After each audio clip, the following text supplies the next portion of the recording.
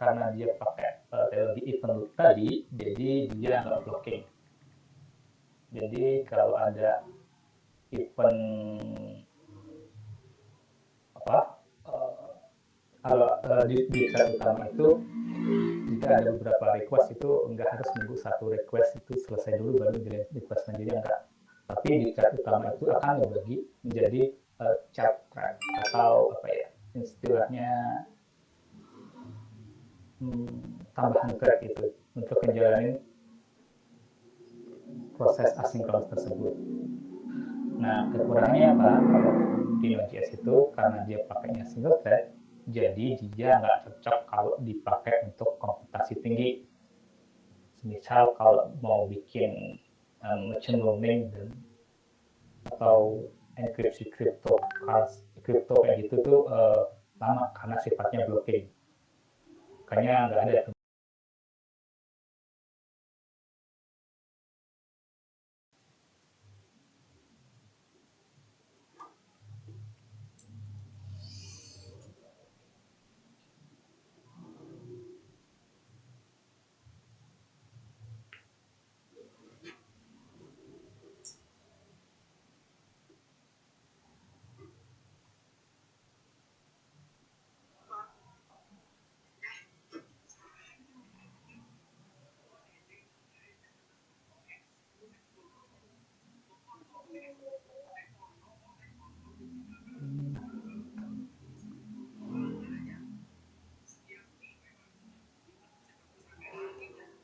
Oke, di sini kita udah masuk di folder event.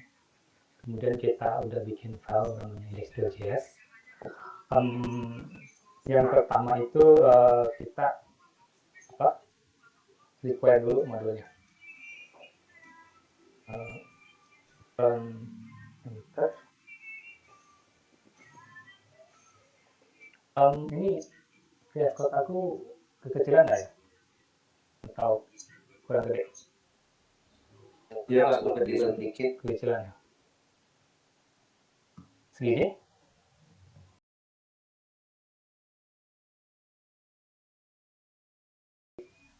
Method red hat. Misal ini kita responnya tadi kan hanya teks biasa nih, kita mau bikin content type-nya itu text or HTML.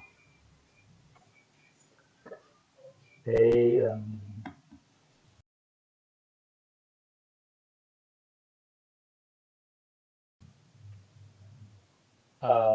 terakhir tadi sampai sini ya. Jadi analoginya ini untuk flow dari ekspresi itu, kalau kalian lihat di gambar di code ID itu flow-nya adalah aplikasi kita menerima HTTP request, kemudian di aplikasi kita itu ngarahin sesuai route dia, kemudian di aplikasi kita anggapnya udah masang beberapa middleware kayak CORS, CSRF atau ada authentication kayak gitu. Kemudian jika semuanya passing, lolos, baru dia masuk ke maintain.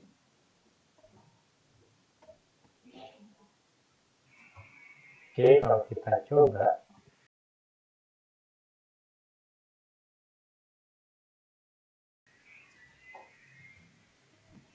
dia notorious karena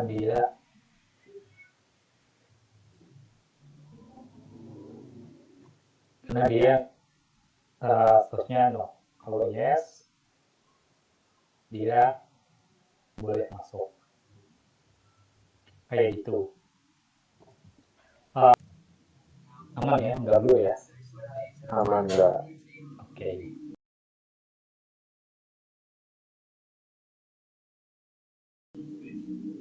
Oke, malam ini kita mau bahas tentang template engine. Jadi di saat kita bikin aplikasi web itu dari Express sendiri itu kita bisa bikin template statiknya Express lagi.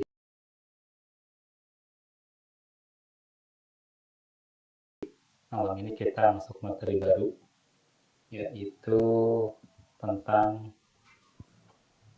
RDBMS atau Relational Database Management System. Sebelumnya layar aku nggak blur ya, aman ya? Oke, nyaman ya, nggak ada yang komplain. Oke, jadi kita mau belajar tentang RDBMS. Sebelum kita tahu tuh RDBMS itu apa, kita sebaiknya lebih tahu dulu apa itu DBMS. Sorry tadi agak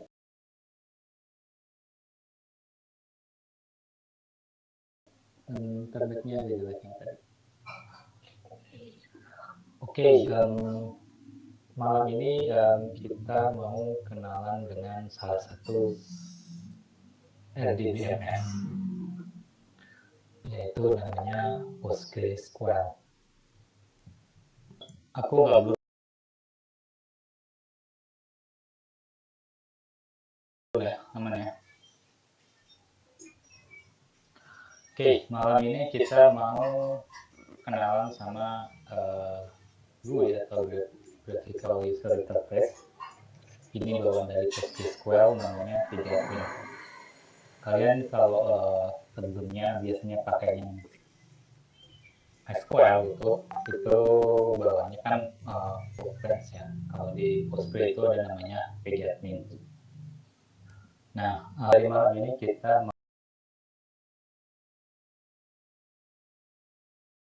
mau belajar untuk create database, drop database, kemudian ada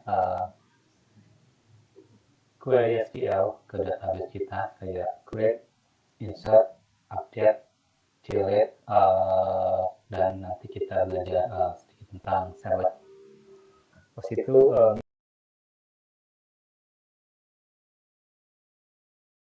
kirim data, jadi kalian bisa ngirim data ke server, kemudian server respon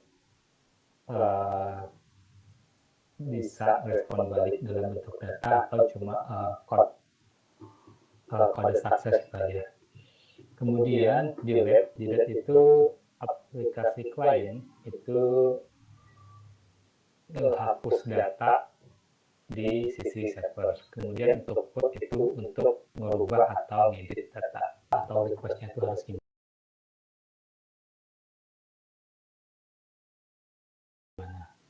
Tapi kalau kemarin kita pakai REST, berarti pas kita consume API tersebut, ya berarti semua output itu pasti sama dengan yang ada di server. Nah, kalau kita menggunakan GraphQL, itu kita bisa menyesuaikan dengan kebutuhan di klien. Jadi misal ada nama, alamat, friends gitu. Jadi jika kita ada root yang di protect atau nggak semua orang bisa akses root atau endpoint kita perlu yang namanya authentication. Nah, salah satu untuk bikin authentication itu adalah pakai JWT. Sebelumnya di aplikasi sebelum ada JWT itu biasanya pakainya session. Jadi data sering bug.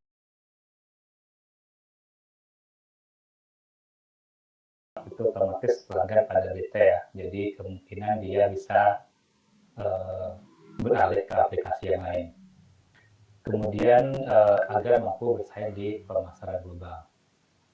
Jadi kurang lebih kayak itu kenapa kita perlu membuat testing untuk aplikasi kita. Tapi tujuan utama dari melakukan testing untuk aplikasi itu adalah memastikan bahwa software atau aplikasi yang dihasilkan sesuai dengan requirement yang sudah ditentukan sebelumnya.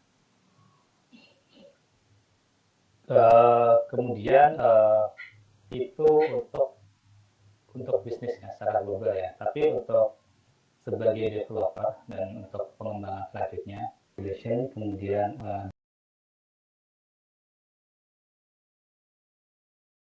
debugging, kemudian sedikit demo untuk benchmark aplikasi kita. Yang pertama, malam ini kita mau belajar tentang continuous integration. Continuous integration itu apa?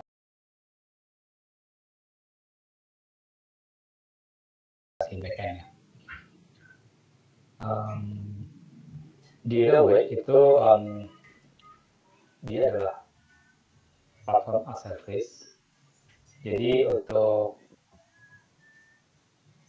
deploy di Relay itu kita nggak perlu konfigurasi yang ribet kayak konfigurasi VM dan segala macam. Jadi kita bisa deploy dengan mudahnya karena udah ada GUI atau